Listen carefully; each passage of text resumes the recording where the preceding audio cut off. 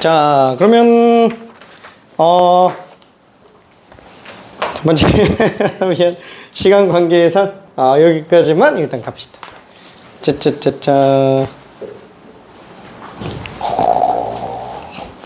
잘했네. 자, 이거 7번이 지금 논란의 여지가 조금 있는 문제가 됩니다. 7번. 솔직히 말하면 7번은 지금 맞은 사람이 없어요. 7번은 지난번에 수업할 때도 한번 언급은 했는데 이 기억하는 사람은 내면서도 그 생각했어. 어차피 다 틀리고 나서 한번 다시 얘기를 해야 된다. 생각해서 넣은 거니까 뭐 이거 틀렸다고 해서 너무 스트레스 받지 마요. 원래 맞출 수가 없는 문제입니다. 지금 얘 같은 경우에는. 자, 일단은 7개 맞은 사람. 일단 한 명이 보이는데, 역시나 이제 7번이에요. 7번. 그 다음에, 기억이 안 나는 사람은 좀 냅두고. 그 다음에 6개 맞은 사람이 보이는데, 5번, 7번. 그리고, 또, 7번. 진짜 좀 빨리 풀었는데, 한 10분 만에 다 풀었는데, 7번을 도저히 못 고치겠다. 약간 좀 이렇게 됐어요. 자, 그리고, 5개 틀린 사람이 있는데, 틀린 문제가 5번, 6번, 7번. 이게 5번이 의외로 많이 좀 헷갈려요. 이게 전수조사를 언제 해야 되는지, 표본조사를 언제 해야 되는지, 은근히 많이 틀립니다. 또 6개 맞은 친구가 4번, 7번. 이렇게 돼 있고요. 그 다음에 7개가 한 명, 뭐 역시나 7번이에요. 자, 그리고 일단 자세한 설명 생략하고 4개가 일단 있는데 1, 4, 5, 7 이렇게 틀렸고요. 그 다음에 또 7개 인 친구가 한 명 이렇게 됩니다. 그 외에 다른 친구들은 5개 이상 틀린 상태이기 때문에 개인정보 보호를 위해서 일단은 생략을 해둘게요. 기억이 잘 안 나는 것 같아. 기억이 안 돼. 연습 많이 해야 됩니다. 연습 많이 해야 돼요. 자,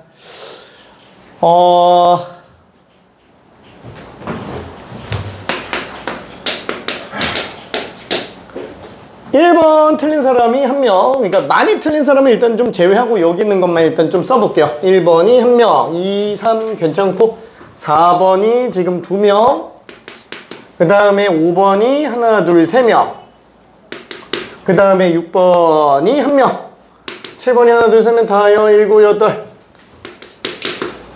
뭐 이건 쓰는 것도 애매하지. 올킬이니까. 그죠? 7번은 다 틀리는 게 정상입니다. 그럼 맞은 사람은 비정상, 맞은 사람이 없긴 하지만, 맞은 사람이 비정상은 아니고, 진짜로 고인물이라는 뜻이에요. 거의 고인물이라는 뜻입니다. 자, 아무튼, 일단, 오늘 내용에 대한 걸 다시 한번 정리해 볼게요. 첫 번째로 나가는 거는, 이제 이항분포와 정교분포의 관계. 그쵸? 자, 지난 시간에도 이제 정교분포 들어가면서 이제 이항분포가 충분히 정교분포화로 만들어질 수 있다라고 얘기를 했어요. 왜? 이항분포 같은 경우에도 이산확률 분포긴 하지만 시행횟수가 무수히 많아지면은 그 확률 분포를 다 따진다고 했을 때 그 확률 분포가 정교분포에 한없이 가까워져요. 그러니까 정교분포가 얼마나 파워풀한지 알겠죠? 그냥 시행횟수 무수히 많아지면은 그냥 모든 확률 분포가 다 그냥 정교분포에 한없이 가깝다고 보면 돼요. 자, 그래서 이항분포마저도 필요에 따라서는 정교분포로 돌려서 문제 푼다라고 생각할 수 있습니다. 자, 예를 들어서 뭐 이런 거 있잖아요. 예를 들어서 그냥 간단한 예, 주사위를 720번 굴릴 때 1의 눈이 130번 이상 나올 확률이라고 한다면, 그죠? 얘는 딱 봐도 1의 눈이 나오는 횟수, 그죠? 1눈 횟수라고 한번 쳐볼게요. 1눈 횟수는 이항분포를 따라갑니다. 시행횟수가 720번이고 1의 성공 확률이 6분의 1 이렇게 되겠네요. 자, 그럼 얘는 만약에 우리 표로 만들어서 들어간다 그러면은 x가 성공 횟수니까 0, 1부터, 그쵸? 뭐 딱 봐도 평균 120이죠? 평균 120. 그 다음에 130이 경계선이에요. 그 이상부터 어디까지? 720번 성공할 때까지. 이 확률 지금 싹 다 구해달라는 거야. 그죠? 근데 당장 우리가 130번 성공할 확률만 놓고 보더라도 확률 질량 함수에서 본다면 720번 시행 중에 130번을 성공을 하고 그 다음에 실패가 얼마야? 590번 이렇게 나와야 되는데 당장 이것 자체도 우리가 계산을 손으로 못 한다고요. 괜찮죠? 이거 하나만 해도 손으로 못 해요. 그죠? 이거 손으로 만약에 계산한다 그러면 이것만 며칠 걸리죠? 옛날 수학자들은 이걸 손으로 다 했어요. 그래서 뭐 하나 계산하려면 막 일주일씩 걸리고 막 이랬어요. 옛날에는. 계산기 나오면서 이제 엄청 빨라졌겠지? 그럼 옛날에는 그러면 이거를 안 쓰고 그러면 어떻게 했냐? 이걸 일일이 다 계산 안 하고 어떻게 했냐? 정교화시켜서 간다고요. 손으로 간다 그러면 되게 오래 걸리니까 아 맞다. 어차피 얘도 시행횟수가 충분히 많잖아. 보통 시행횟수가 충분히 많다라고 하는 거는 NP 곱이 20 이상이거나 아니면은 아니다. NP 곱이 20 이상이면서 뭐 NQ 곱이 이상이다. 몰라요. 그냥 결론만 놓고 본다면 그런 기준은 케이스마다 다 다르기 때문에 최종적인 결론은 그냥 시행횟수 충분히 많아지면은 정규분포 따라간다. 그죠? 이렇게 그냥 생각해 주자고요. 그럼 우리가 그러면 충분한 횟수가 얼마인지 어떻게 하냐? 보통 수십 개만 돼도 정규분포 유사하게 따라갑니다. 수십 개만 돼도 시행횟수가. 그리고 결정적인 건 이거예요.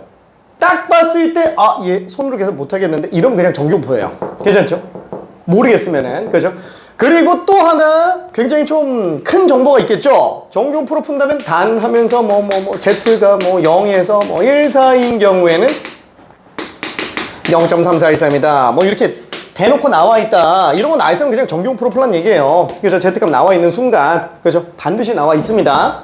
이거 안 나와 있으면은 그냥 나 손으로 계산하는 거야. 몇 개 안 되는 거니까.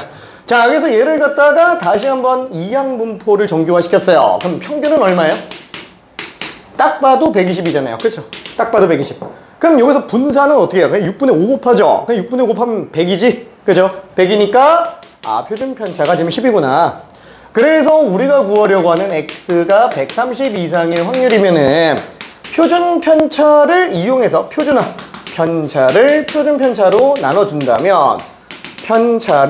편차로 나눠준다면 아, 얘는 지금 Z가 1 이상의 확률 요거 얘기하는 거구나. 괜찮죠? 그러니까 실제 분포가 어떻게 생겼냐면은 여기 지금 120번이 평균이라고 한다면 우리가 원하는 건 130번 이상의 확률 요거 얘기하는 거랑 똑같다고요. 그렇죠? 그래서 이걸 표준화 시켜서 본다면 얘는 0, 1로 들어가니까 아 얘가 0.3413이잖아. 0.1587.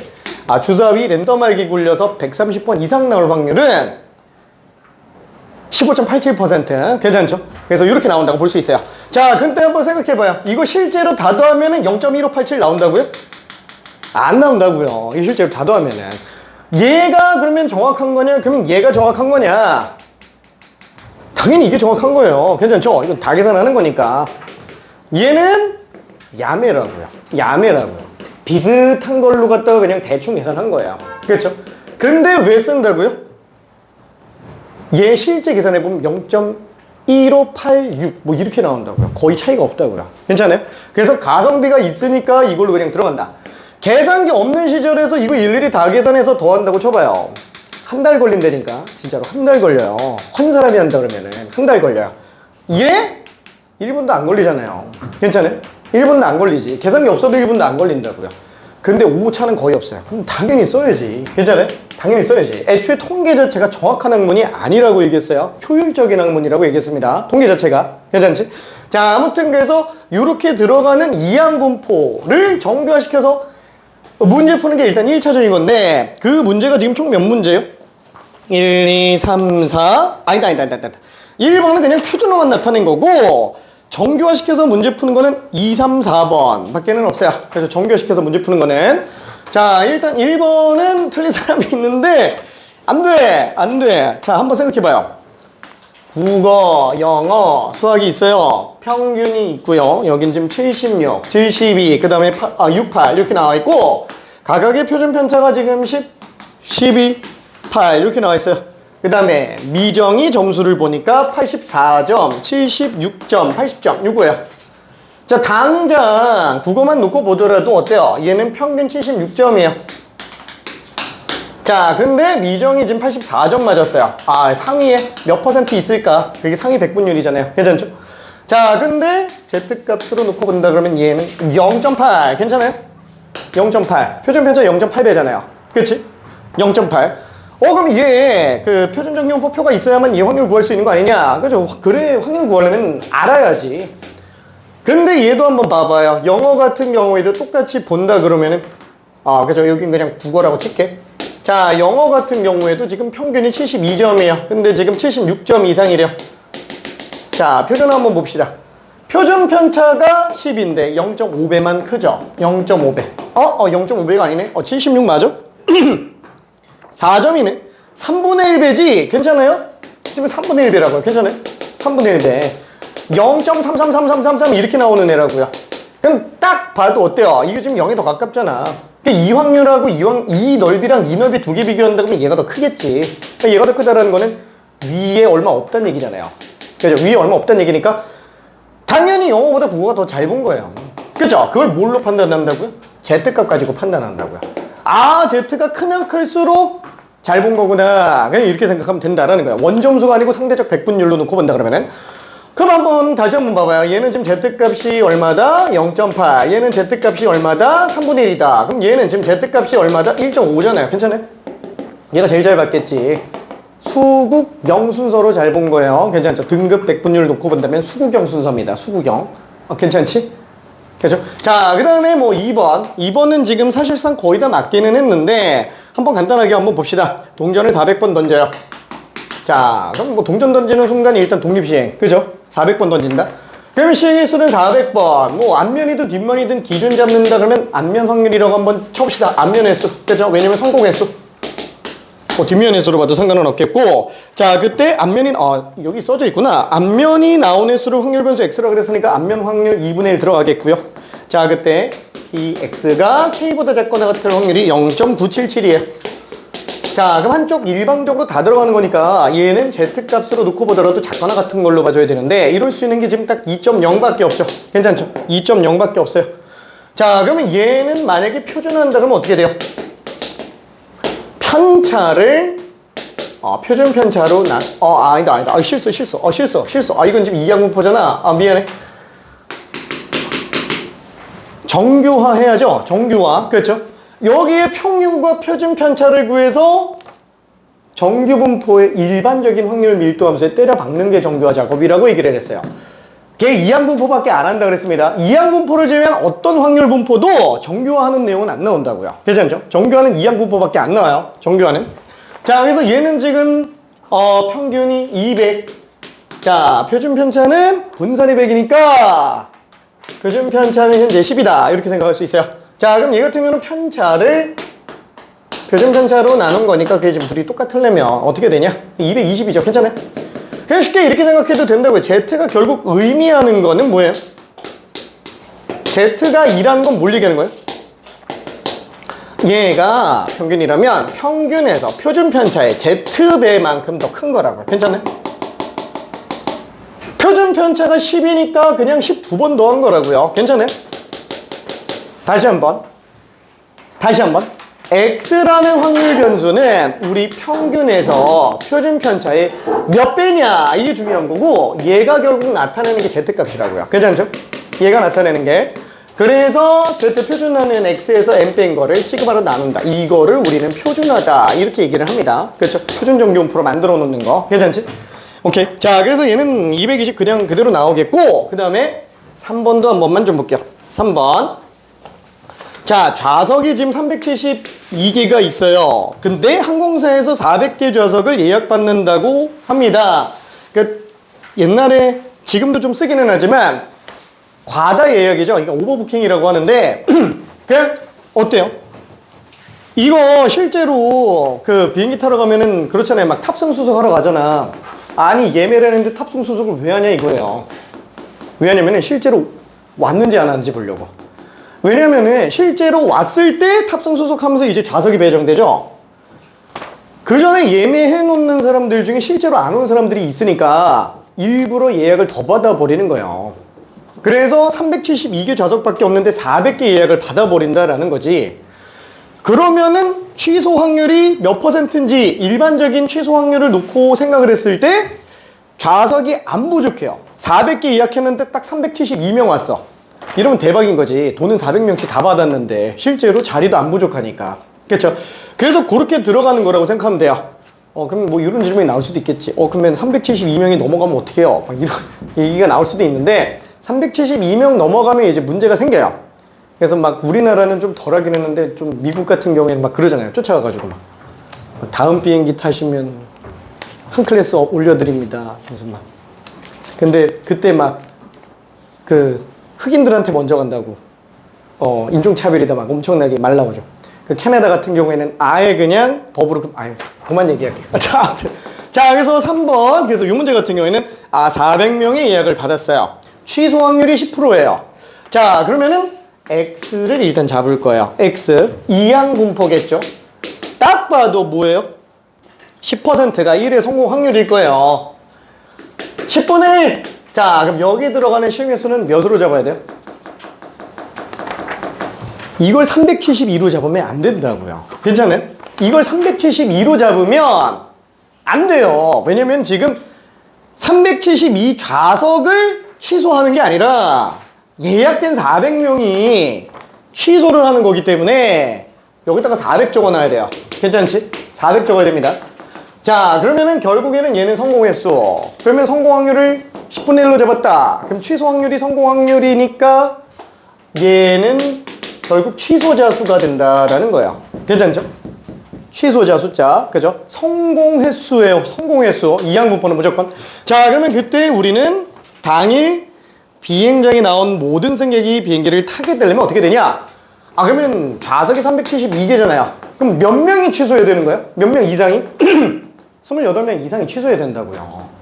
28명 미만으로 취소하면 예를 들어서 20명 취소한다 그러면 380명이 온 거잖아요. 그럼 8개 자리가 부족해지니까 이제 난리 나는 거지. 그래서 그때는 난리가 나는 거예요. 그래서 취소자 숫자가 28명 이상의 확률 이거 구해달라는 얘기예요. 괜찮죠? 요거. 자, 그래서 충분히 실개수가 많잖아요. 그래서 얘는 정규화 시켜서 들어가줘야 되겠고 평균은 40. 평균적으로 40명이 취소하는구나. 그렇죠? 자, 그리고 1의 성공 확률 10분의 9 곱하면 36. 표준 편차가 지금 6인 걸 알 수 있겠네. 괜찮죠? 자, 그래서 얘는 표준화 시켜서 본다 그러면은 편차를 표준 편차로 나눠주니까 얘는 지금 얼마지? Z값이 마이너스 11을 6으로 나눴으니까 마이너스 2라고요. 괜찮죠? 자, 굳이 우리가 그래프를 그려서 본다 그러면은 40을 평균으로 놓고 보고 있어요. 지금 X 기준으로는. 그렇죠? 근데 그 중에서 몇 명 이상? 28명 이상 취소할 확률이에요. 굉장히 좀 확률이 커야 되지. 그렇죠? 표준화 시켜서 본다 그러면 얘는 0, 마이너스 2. 그렇죠? 얘가 지금 0.477이니까 여기 0.5 더하면 0.9772. 괜찮네? 0.977. 그래서 답이 4번입니다. 지금 이것만 딱 봐도 얼마예요? 2.28%예요. 문제가 안 생길 확률이. 괜찮아요? 문제 안 생길 확률이 2.28%. 실제로는 어떠냐면은 그 항공사들은 이거 1% 미만으로 떨궈요. 1% 미만으로. 왜냐면 진짜 2.28%면은 하루에 한 건씩 문제 생기기 때문에 훨씬 낮춰요. 이거는 그냥 예시로 그냥 나온 거니까. 괜찮죠? 아무튼 이런 식으로 들어갑니다. 내신 출제 꽤 높이 나오는 문제예요. 그리고 수능 같은 경우에도 되게 좋은 논리 구조를 가지고 있어요. 수능 같은 경우에도. 오케이. 자, 그 다음에 4번. 자, 얘 같은 경우도 어떤 여론조사 기관의 전화조사 대상의 응답률은 25%래요. 그러면은 응답률 딱 나왔잖아요. 그럼 뭐라고 봐야 되지? 매번 지금 여기서 응답률이 25%로 고정돼 있다는 거는 랜덤한 사람한테 전화했을 때 응답할 확률이 4분의 1이라는 거예요. 그렇죠? 그럼 매번 성공할 확률이 4분의 1이니까 그걸 이항분포로 잡고 들어가면 되겠지. 자, 그때 몇 명한테 전화한다? 4,800명한테 전화한다. 확률 4분의 1로 잡았다. 그럼 얘는 뭐야? 응답자 수가 되는 거야. 그죠? 응답자 수. 그래서 이항분포는 장점이자 단점이 확률 변수의 의미가 확정된다라는 거야. 그죠? 확률 잡는 순간. 오케이.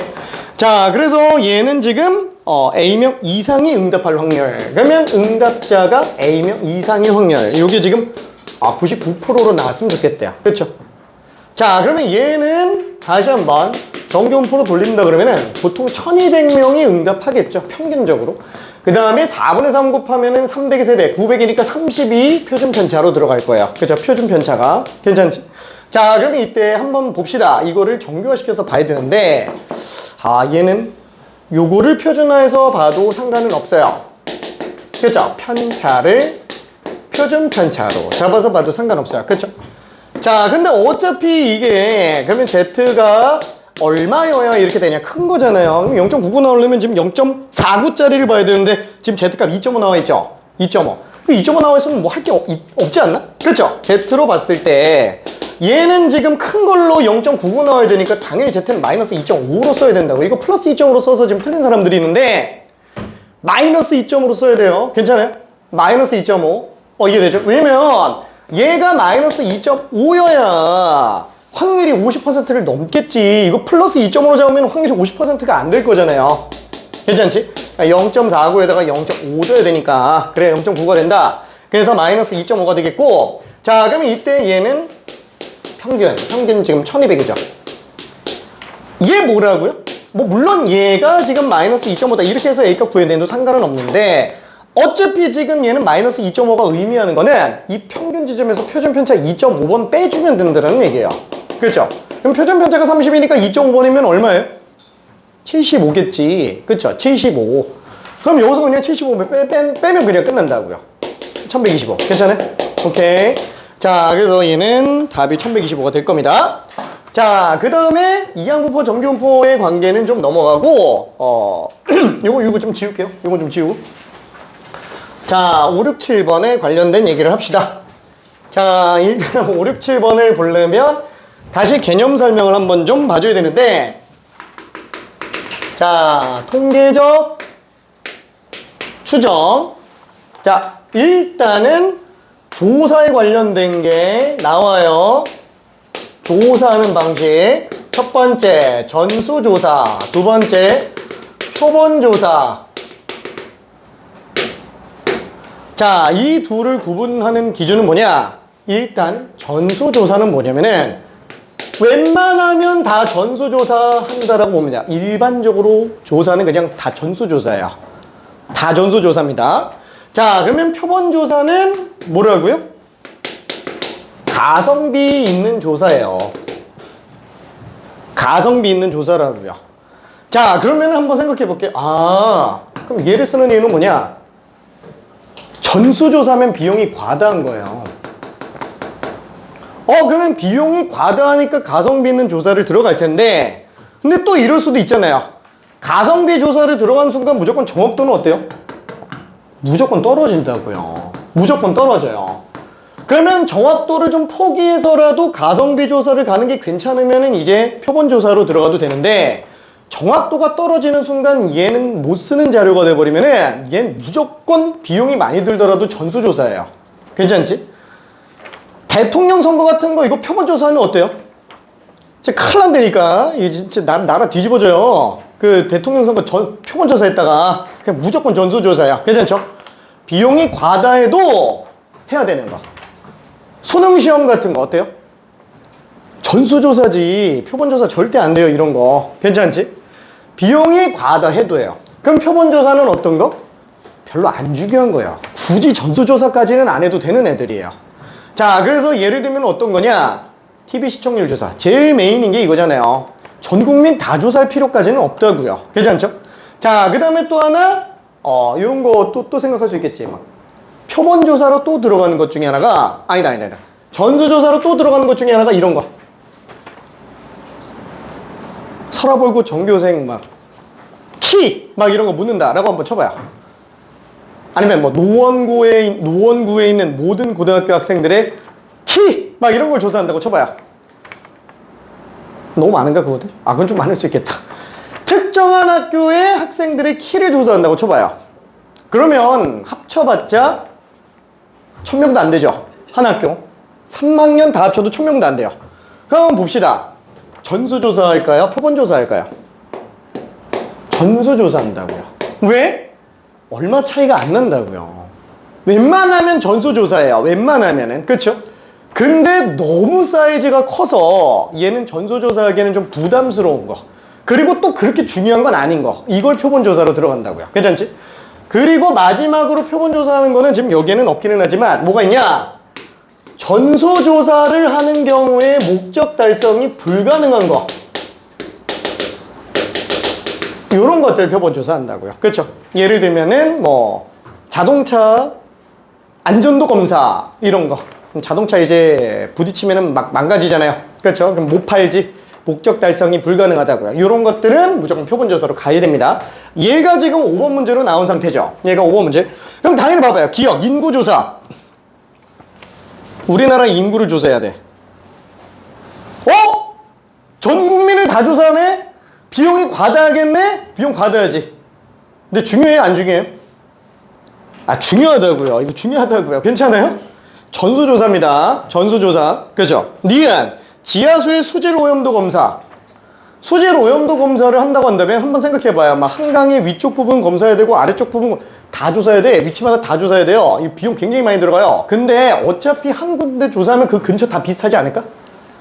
표본 뽑아서 조사한다고요. 그래서 다 조사하기에는 불필요하다고요. 어차피 비슷하니까 그 주변 근처는. 그래서 니은은 표본 조사로 작업합니다. 디귿, 총선거에서 유권자 명부 조사. 당연히 전수조사겠죠. 그죠? 막 사전조사도 아니고 막 출구조사도 아니고 원래 조사잖아요. 그쵸? 이런 거는 전수조사 무조건이에요. 자, 리을, 형광등의 평균 수명시간 조사. 아, 요거네. 그죠? 목적 달성 불가능. 있네. 이거죠? 일부만 조사한다고요. 이거 다 평균 수명 조사한다 그러면 다 망가져서 못 판다고요. 괜찮지? 오케이. 표본 조사. 자, 그 다음에 미음. 어느 학급의 수학 성적의 평균. 아, 몇 명이나 된다고. 이걸 표본 조사를 해요. 30명밖에 안 되는데. 그렇죠? 전수조사입니다. 그렇죠? 자, 비읍, 병무청에서 실시하는 징병검사. 엄청 많잖아요. 대한민국 20살 남성 다 조사해야 되는데. 근데 이거 표본조사 진짜 큰일 납니다. 그렇죠? 난리 나요. 자, 그래서 전수조사 들어가고. 시옷. 자, 투표의 유권자들에 대한 출구조사. 출구조사예요. 출구조사. 대략 간만 잡는 거예요. 대략 간만 잡는 거. 그러니까 얘는 전수조사를 할 필요가 없다고요. 뭐하러 본 조사를 해. 뭐 시간 뭐 하루만 있으면은 이제 뭐 당선되는지 안 되는지 다 나올 텐데. 그렇죠? 그러니까 빨리 하려고 하는 거라서 표본 조사로 들어갑니다. 오케이? 자, 그래서 답은 니은, 리을, 시옷 이렇게 들어간다고 볼 수 있어요. 자, 그다음에 두 번째로 나오는 게 뭐냐면은 모집단과 표본 평균의 관계. 자, 우리 지금 통계적 추정을 한다라는 거는 뭐 때문에 한다고요? 전수조사 하느라고 통계적 추정하는 거예요? 전수조사하면 추정을 할 필요가 없어요. 괜찮아요? 추정하겠다라는 것 자체가 일부 자료만으로 한번 유추해 보겠다라는 거잖아요. 표본조사 인경우만 들어가는 거예요. 표본조사 인경우만. 그렇죠? 자, 그러면 그때 우리가 전체 모집단이 있어요. 엄마 집단, 모집단. 그죠? 모집단이 있어요. 자, 그러면 이 모집단은 일반적으로는 정규분포 따라간다고요. 일반적으로는 정규분포 따라갑니다. N, M, 시그마 제곱을 따라가요. 그치만 혹시 모르니까 이 안에 평균, 분산, 표준 편차를 써볼게요. 자, 얘가 모평균, 얘가 모분산, 얘가 모표준 편차. 그렇죠? 자, 그 다음에 거기서 일부 표본을 뽑아냅니다. 일부 표본을 뽑아내요. 몇 명을 뽑아내는지 알 수 있어요? 알 수가 없겠지. 그렇죠? 일부 표본을 뽑아낸다라는 거는 지정해 줘야 돼요. 내가 만약에 여기에서 일부 표본을 하나 뽑아낸다라고 쳐볼게요. 자, 이때 N, 이거를 뭐라 그런다? N개의 별량을 뽑는 거야. N개의 별량을 뽑는데 이름을 뭐라고 부른다고요? 표본의 크기다. 표본 안에 들어가 있는 원소의 개수를 표본의 크기라고 합니다. 내가 10개를 뽑았다 그러면은 모집단 전체 중에서 10개 뽑은 거예요. 괜찮죠? 그때 얘는 랜덤하게 뽑아야 된다 그랬어요. 임의로 추출해야 됩니다. 랜덤하게 뽑아야 돼요. 근데 그 랜덤하게 뽑는 방식이 총 몇 가지라 그랬어요? 그죠? 뽑는 방식이 순서가 있고 없고 중복을 허용하고 안 하고. 그쵸? P, C, 파이, H 이렇게 나온다고 했는데 이때 순서가 들어가 있으면은 순열 쪽으로 가야 되고요. 순서가 없으면 조합 쪽으로 가야 되겠지? 그쵸? 자, 그러면 한번 생각해 볼게요. 이렇게 순서가 들어간다라고 한다면 하나씩 뽑는 거야. 하나씩. 내가 만약에 표본의 크기가 10이다. 그러면은 얘나 전부 뭐냐면 하나씩 뽑고 확인하고 또 하나씩 뽑고 확인하고 이러고 있는 거야. 그렇죠? 근데 얘는 뭐야? 똑같은 거 또 뽑을 수 있어요? 못 뽑지. 그러면 하나 뽑고 확인한 다음에 빼놓는 거라고요. 빼놓는 거. 그걸 뭐라고 부른다? 비보건 추출이라고 부른다고요. 그렇죠. 얘를 비보건 추출이라고 부른다고요. 자, 그 다음에 얘는 뭐예요? 하나 뽑고 확인하고 그 다음에 다시 넣어놓는 거예요. 그러니까 또 뽑을 수 있는 거지. 괜찮죠? 그래서 얘를 뭐라고 그런다? 아, 보건 추출이구나. 그렇죠? 자, 그 다음에 얘는 뭐라고 부른다?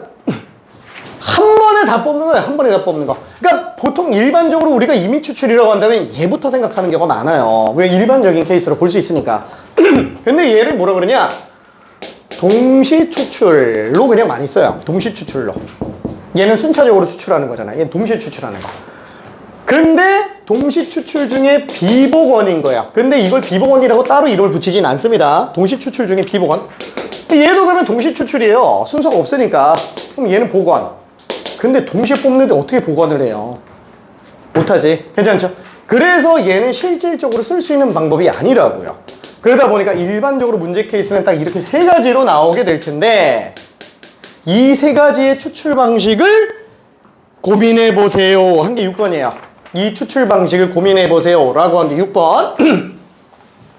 자, 그래서 6번의 문제를 한번 좀 정리해 본다 그러면은, 1부터 6까지 모집단이에요. 이게 모집단이라고 해서 무조건 낚은 건 아니에요. 모집단이 아까 얘기했지만, 웬만하면 정규분포 따라간다 그랬잖아. 그렇죠? 왜냐면 추정을 하려고 하는데 모집단이 몇 개 없으면 이걸 뭐하러 추정을 해요? 그냥 전수조사하지. 그렇죠? 그러니까 얘가 보통은 많을 거라는 거지. 근데 예를 들어서 아까 본 것처럼 전수조사 시 목적 달성이 불가능한 경우라면은 얘가 정규분포를 따르지 않더라도 표본조사를 해야 된다고요. 그렇죠? 그럼 얘가 충분하지 않더라도. 그렇죠?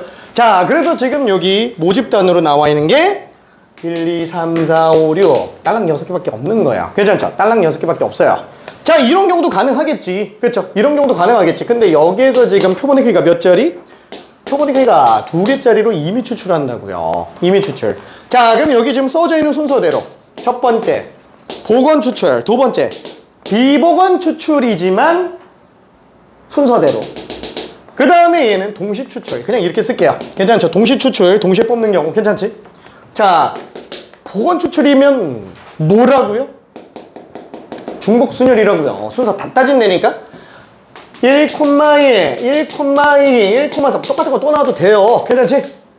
이러면서 마지막 어디까지 가요? 6,6까지 갈 거니까 아, 얘는 지금 6파이구나. 36가지라고요. 괜찮아요? 36가지. 자, 비보건 추출이면 무조건 하나씩 뽑는 거잖아. 그럼 얘는 1,1이 안 되지? 같은 거 못 뽑으니까. 그죠? 1,4, 1,4, 1,5, 1,6, 그죠? 그 다음에 2,1, 그 다음에 2,3으로 가요. 이렇게 간다고요. 괜찮지? 아, 6P2구나. 30이에요. 괜찮지? 비보건 추출이기 때문에 그래요. 비보건이기 때문에. 자, 그러면 동시 추출이라고 한다면 뽑는 순서가 없잖아요. 그냥 한 번에 두 개를 뭉탱이로 뽑아버리니까 6C로 쓸 수 있어요. 아, 얘가 15가지다 라고 볼 수 있습니다. 괜찮지? 자, 그래서 일단 이거 너무 중요해. 진짜 이 개념이 너무 많이 나요. 솔직히 통계적 추정은 어때요? 아, 여기 안 해본 사람 없잖아. 통계적 추정. 그죠? 안 해본 사람 없잖아. 통계적 추정은 솔직히 어때요? 나올 게 사실상 거의 하나밖에 없어요. 그러다 보니까 어떠냐면은 다 외운다고요. 다 외워요. 근데 외워서 풀면 수능 가서 박살날 수가 있어요. 왜? 근본적인 개념이 너무 많아요. 솔직히 왜 외울까? 개념은 엄청 복잡한데 나올 게 하나밖에 없으니까. 그러니까 그냥 외운다고요. 그러니까 시간이 한 3개월 지나가면 내가 뭐 했지? 이렇게 돼버린다고. 괜찮아요? 오케이. 그래서 개념 제대로 잡고 있어야 됩니다. 자, 그러면 얘 지금 임의 추출이라고 돼 있는데 이 임의 추출이 사실상 이 셋 중에 뭘로 써야 되겠느냐라는 거야. 근데 일반적인 케이스를 볼게. 일반적인 케이스. 얘처럼 몇 개 안 되면 얘는 비보건, 동시 추출, 보건 추출 어차피 다 달라요. 얘는. 그럼 만약에 모집단의 별량이 엄청 많더라도 어때요? 엄밀히 따지면 이 세 가지 방식으로 추출하는 그 표본들은 다 다르겠죠. 괜찮지? 근데 걔를 가지고 모평균을 추정하잖아요. 만약에 모집단이 별량이 엄청 많으면은 이걸로 쓰나 이걸로 쓰나 이걸로 쓰나 차이가 있을까? 거의 없다고요. 생각해봐. 아니 모집단이 10만 개예요. 10만 개. 보건 추출해도 이거 똑같은 거 또 뽑을 수 있어요? 진짜로 거의 확률이 안 나온다니까. 애초에 얘나 얘나 구분이 안 간다고요. 순서를 주는 것도 어차피 구분이 안 간다고요. 괜찮지? 그러다 보니까 시행 횟수가 충분히 많으면 이거는 뭘 골라도 상관없구나. 그럼 어떻게 들어간다? 우리가 다루기 제일 쉬운 걸로 가는 거예요. 복원 추출로 갑니다. 괜찮아요? 복원 추출로 갑니다. 그래서 특별한 말이 없으면 임의 추출은 그냥 복원 추출로 보라고요. 그렇죠? 복원 추출을 봐줘야 돼요. 복원 추출. 자, 한마디로 6번 문제 일반적으로 쓴다면 뭐밖에 안 쓴다고요? 1번밖에 안 쓴다고요. 1번밖에. 괜찮아요? 2번, 3번은 아예 생각 안 해도 된다고요. 문제가 나왔을 때만 풀어주면 되는데 수능에서 2, 3번이 나올 일은 없다고요. 1번밖에 안 나와요. 괜찮죠? 1번밖에. 무조건 복원 추출이에요. 모르겠다 싶으면 그냥 복원 추출. 오케이? 자, 그래서 이렇게 들어갈 텐데 이때 별량 n개 뽑았기 때문에 이 안에 별량은 지금 x1, x2, x3부터 xn까지 있을 거라고요. 괜찮지? 그럼 당연히 얘도 별량이 n개 들어가 있을 거니까 나름의 집단의 정보잖아요. 그렇죠? 그럼 얘도 당연히 어때요? 평균 구할 수 있어요? 없어요? 당연히 n개니까 평균 구할 수 있다고요. 그렇죠? 그래서 얘를 평균을 구하는데 그때 평균을 뭐라고 부른다?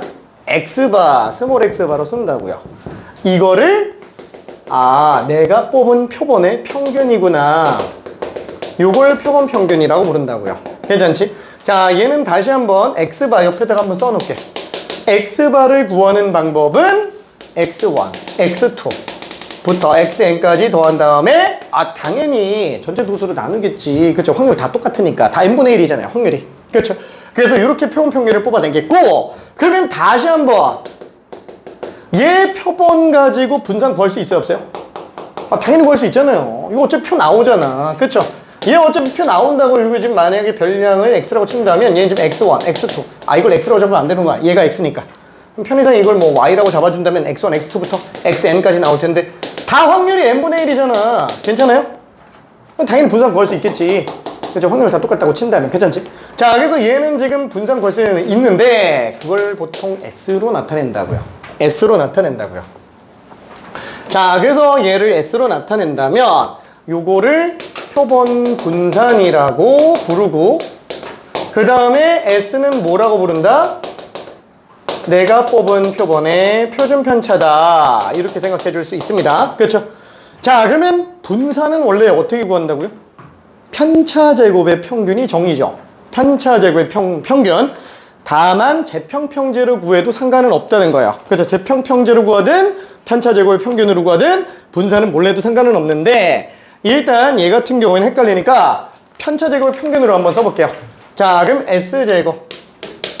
자, 그러면은 표본 평균이 X바예요. 그죠? X바. 자, 그러면 별량에서 표본 평균 뺀 거를 제곱한 거. 이게 편차 제곱이지. 괜찮죠?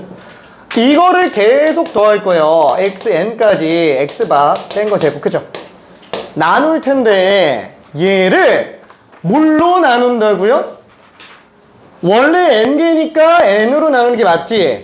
n으로 나누는 게 맞는데 지금 얘를 n-1로 나눈다고요. 왜? 라고 얘기하지 마. 외워요. 그냥 쟤는 외워요. 방법이 없어요. 이유가 뭐냐면 이렇게 나누는 이유 자체가 뭐냐면 지금 당장 얘기할 수가 없어요. 이따가 할 건데 이유는 뭐냐면은 그게 모분산과 좀 더 비슷해서. 이유는 조금 이따가 얘기할게. 모분산하고 비슷해서요. 왜 비슷한 게 필요하냐? 그거는 마지막에 추정하는 단계에서 다시 또 설명할 거예요. 추정하는 단계에서. 일단 얘는 무조건 1로 나눈다고요. 이거를 어떠냐? 8종 교과서에 다 들어가 있어요. 우리나라 교육과정에서 n-1로 나누라고 돼 있습니다. 돼 있어요. 왜 n이 아니고 n-1이냐? 다시 한번 모분산과 좀 더 비슷해서요. 이유는 자, 실제로 모든 문제집 다 따져봐요. 다 써져 있어요. 모든 교과서 다 써져 있어요. 제 수능에 나와도 상관이 없다고요. 근데 교육과정에서 제 설명한다? 안 한다고요. 그냥 이렇게 되는 걸로 알려져 있다. 이러고 넘어갑니다. 증명이 불가능하네요. 오케이? 자, 그래서 이렇게 쓸 수 있겠고 나머지 표본 표준 문자까지 있습니다. 자, 이 표본 분산에 관련된 게 지금 7번이잖아요. 그래서 올킬 나온 거예요. 이걸 틀릴 수밖에 없는 이유가 솔직히 말해서 여기 n-1로 나눈다는 걸 생각이 들어요? 안 들잖아. 안 된다고요. 그렇지? 자, 한번 봅시다. 7번. 지금 여기 전체 모집단이 몇 개인지 모르겠어. 모집단에 몇 개의 별량이 있는지 모르겠는데 여기에서 표본의 크기가 5짜리로 표본을 뽑았더니 그 표본 안에 들어가 있는 별량이 1, 3, 5, 7, 9 이렇게 5개 있다는 거야. 괜찮죠? 표본의 크기가 지금 5니까 괜찮죠? 그럼 당연히 지금 여기서 표본 평균 X바, 보통은 스몰 X바라고 쓰는데 그냥 X바, 라지 X바로 그냥 써놓은 상태긴 합니다. 왜 그러냐면은 라지 X바는 보통 변수로 써요. 그래서 실제로 내가 뽑아낸 표본 평균은 스몰 X바로 현재 교육과정은 다루고 있습니다. 모든 교과서가 다 이렇게 쓰고 있어요. 모든 교과서가. 오케이. 자, 어쨌거나 X바를 구한다 그러면 당연히 어떻게 한다? 이거 다 더해야지. 몇 개로 나눈다? 5로 나눈다. 괜찮죠? 이 말 자체가 확률 5분의 다 곱해서 더하는 거랑 똑같은 거잖아요. 괜찮아요? 그렇죠? 다 더해서 5로 나누는 거라고요. 그럼 얘는 당연히 평균 5 나오겠지. 괜찮아요? 자, 그러면 분산 한번 구해볼게요. 분산. 편차 마이너스 4예요. 편차 제곱. 괜찮아요? 그렇죠? 편차 제곱을 쓰고 있는 거예요. 16. 얘는 편차 마이너스 2죠. 제곱. 괜찮아요? 편차 제곱 다 더하니까 지금 얼마 나와요? 40 나오지. 괜찮아요? 아, 별량 몇 개? 표본의 크기 5개잖아요. 원래 5로 나누는 게 맞는데 표본 분산 구할 때만 어떻게 한다고요? 1 빼서 나눈다고요. 괜찮아요? 표본 분산만 괜찮아요? 표본 분산만 오케이? 이게 돼? 언제 2를 더 뺀다고요? 뭐 구할 때? 분산. 무슨 분산? 표준 분산. 표준 분산이 어딨어? 표본 분산. 아, 진짜로. 근데 솔직히 말해서 저 표본 분산 구하는 게 30년 수능 역사상 단 한 번도 안 나왔어요. 단 한 번도 안 나왔어. 근데 왜 설명한다고요? 제가 마지막이라서 그래요. 개념적으로 제일 헷갈려하는, 아니 제일 완성이 안 되는 게 얘예요. 아까도 얘기했지만 이거 당연히 모를 거라고 예상을 했다 그랬잖아. 이거 못한다고요. 그럼 뭐야, 안 해도 되는 거 아니야? 자, 한번 생각해 볼게. 수능 준비하는 친구들 중에 확통 선택자 중에 극사인권들은 다 알고 있어요. 당연히 알고 있는 거라고요. 얘는 수능에 내잖아요. 나 이거 본 적이 없는데? 수능에 나오잖아요. 아무도 말 못해. 교과서에 다 있다니까. 괜찮아요? 교과서에 있으면 그냥 무조건 다 내도 되는 거예요. 교육과정에 아예 이렇게 설명을 하라고 돼 있어요. 교육과정에서. 언제 나와도 이상하지 않다라는 거예요. 당장 이번 수능에 튀어나오면 어떻게 해요? 알고 있어야지.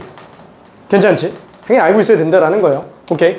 그래서 내신도 선생님들이 잘 그렇게 내지는 않는데 알고는 있자. 딱 그 정도입니다. 자, 그래서 S제곱이 10으로 나와야 돼요. 8이 아니고 10인 이유를 생각해야 된다고요. 괜찮죠?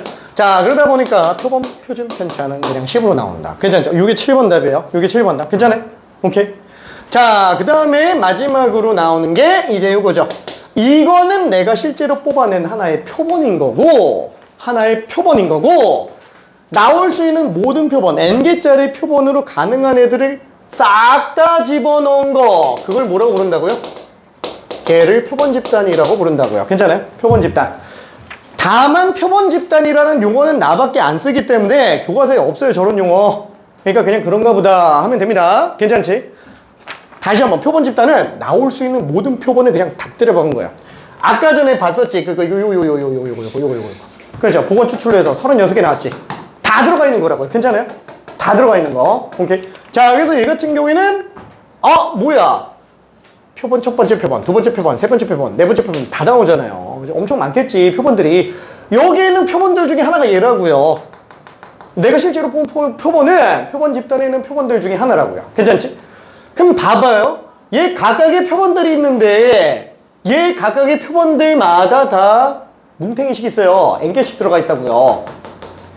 얘 중복순열이기 때문에 순서만 바뀌어도 다른 표본으로 봅니다. 순서만 바뀌어도 다른 표본이에요. 괜찮지? 오케이. 자, 그래서 이때 얘는 이 각각의 표본들이 하나의 변수처럼 쓰이게 될 거라고요. 괜찮지? 그럼 당연히 표본들마다 대표값 뽑아놔야 되겠죠. 대표값 뭐밖에 안 쓴다고요? 평균밖에 안 쓴다고요. 괜찮지? 그러다 보니까 표본들마다 평균을 다 구해줘요. 표본들마다. 그 표본 평균이 변수로 들어간다고요. 괜찮죠? 그래서 표본 평균이 변수로 들어갑니다. 이 표본 평균은 여기에 있는 별량값들 중에 그냥 하나인 거예요. 괜찮지? 이건 내가 실제로 뽑은 표본. 얘는 나올 수 있는 모든 표본이 다 들어가 있는 집단. 자, 그러면 한번 봐봐요. 모집단 정교분포 따라가요. 표본 집단이 정교분포 안 따라갈 수가 있어요? 무조건 따라간다고요. 다시 한번 정교분포는 실계수가 충분히 많으면은 다 따라간다 그랬죠. 보통 이게 굉장히 많아야 되는 게 아니라 몇 10개 정도밖에 안 돼도 정교분포랑 비슷하게 간다고요. 솔직히 모집단이 일반적으로 추정을 한다고 친다면 몇십 개 안 될까? 넘죠. 당연히 넘겠지. 추정하는데. 그렇죠? 그러면 얘 정교분포 따라간다고 쳐봐요. 그래, 예를 들어서 얘가 100개밖에 없다고 쳐봐요. 100개밖에 없다고 쳐봅시다. 표본의 크기가 2잖아요. 100제곱이라서 10,000개 나와요. 표본만. 괜찮아요? 표본으로 나올 수 있는 종류만 10,000개라고요. 정교분포 안 따를 수가 있을까? 무조건 따른다고요. 괜찮지? 예를 들어서 모집단이 10,000개예요. 표본의 크기가 2만 돼도 얘는 10,000의 제곱이라서 이렇게 나온다고요. 근데 솔직히 우리가 표본 조사할 때 2개 뽑아요? 보통 그 대선 사전조사나 출구조사나 이런 거 조사할 때도 대부분의 리서치 업체들이 조사하는 표본 대상이 표본의 크기가 1,000개예요. 1,000개. 괜찮아요? 보통 1,000개 뽑습니다. 한번 봐봐요. 모집단이 전국민 1,000만 명이라고 쳐봐요. 유권자 1,000만 명 있다고 쳐봐요. 거기서 1,000개 뽑아요. 1,000명 뽑아서 조사해요. 표본 종류 몇 개일까? 1,000만에 1,000제곱이라고요. 표본만 1,000만에 1,000제곱이라고. 조사할 수 있는 대상이에요, 얘는? 당연히 안 된다고요. 당연히 못해요. 괜찮지? 자, 그러면 당연히 얘는 정규로 따라갈 거예요. 그리고 만약에 얘 모집단이 몇 개 안 돼도, 모집단이 만약에 별량 개수가 5개밖에 안 돼도 표본의 크기가 10개 정도 되면은 얘 5의 10제곱이에요. 정규분포 따라가겠지. 괜찮죠? 그래서 모집단이 정규분포를 따르건 따르지 않건 표본의 크기가 충분히 많으면 표본 평균은 항상 정규분포를 따라갈 수밖에 없어요. 괜찮지? 이때 중요한 게 뭐라고요? 이때 평균은 모평균하고 똑같다고요. 괜찮아요? 그 다음에 얘의 표준 편차가 루트 n분의 시그마로 나올 거라는 거. 괜찮지? 그렇죠? 자, 다시 한번. 표본 평균의 평균. 얘는 모평균하고 똑같다고요. 괜찮죠? 다시 한번. 얘 이름이 표본 평균의 평균. 그 다음에 Vx바. 얘가 뭐다? 시그마 제곱. 표본 평균의 분산이라고요. 괜찮지? 그 다음에 시그마 x바. 얘는 시그마 제곱이 아니지. 미안해. n분의 시그마 제곱이지. 그렇죠? 표본 평균의 분산. 자, 얘는 루트 n분의 시그마로 나오겠지. 표본 평균의 표준 편차. 자, 지난 시간에 한 게 이게 전부 다야. 괜찮지? 요 구조만 잘 알고 있으면 됩니다. 그 용어 헷갈리지 말고요. 여기서 제일 중요한 건 뭐라고요? 여기서 제일 중요한 거는 요거 2개. 표본 평균의 평균은 모평균과 똑같고, 표본 평균의 분산은 모분산을 n으로 나눈 거다. 표본 평균의 표준 편차는 루트 n분의 시그마로 나온다. 그냥 이게 전부 다야. 그죠? 얘는 이것만 알고 있으면 됩니다. 이 관계만 설정돼 있으면 돼요. 자, 그래서 8번에서 나오는 내용은 결국 뭐예요? x가 n 70, 12제곱이에요. 자, 여기서 모집단에서 표본의 크기가 16인 표본을 이미 추출한다 그랬어요. 자, 그럼 얘는 이미 추출한다 그랬을 때 이미 추출을 한 거예요? 아니면 할 거예요? 이미 추출을 할 거예요? 아니면 한 거예요? 추출했으면 표본이 확정돼 있기 때문에 걔는 표본 분산이나 표본 평균으로 나와요. 근데 얘는 지금 뭐냐? 표본의 크기가 16개로 추출한다면 그러니까 나올 수 있는 모든 표본에 대한 걸 다 조사해달라는 말과 똑같다라는 거야. 그치? 자, 그래서 얘 같은 경우에는 x바가 평균 70 그대로 가겠고, 루트 n이 4니까 표준 편차는 3으로 나오겠구나, 이렇게 생각할 수 있어요. 괜찮지? 요거까지가 지금 지난번 수업에 한 거라고요. 괜찮지? 지난번 수업에. 오케이. 한번 다 정리했습니다. 틀리면 안 돼. 여기 있는 거 틀리면 안 돼요. 오케이. 틀리면 안 돼. 오케이. 다 정리할 수 있어야 됩니다. 개념적인 문제밖에 안 넣었잖아요. 개념적인 문제밖에. 오케이. 자, 그러면 통계적 추정을 나가야 되는데, 우리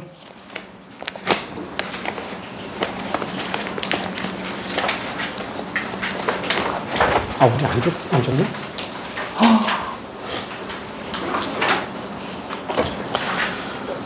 자, 지난번에 12번까지 나갔습니다. 지난번에 12번까지 나갔어요.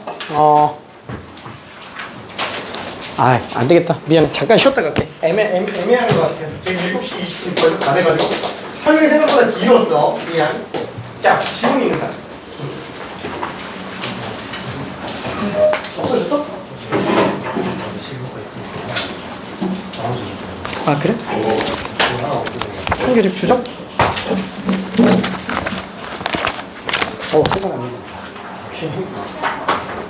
자, 질문 없나요?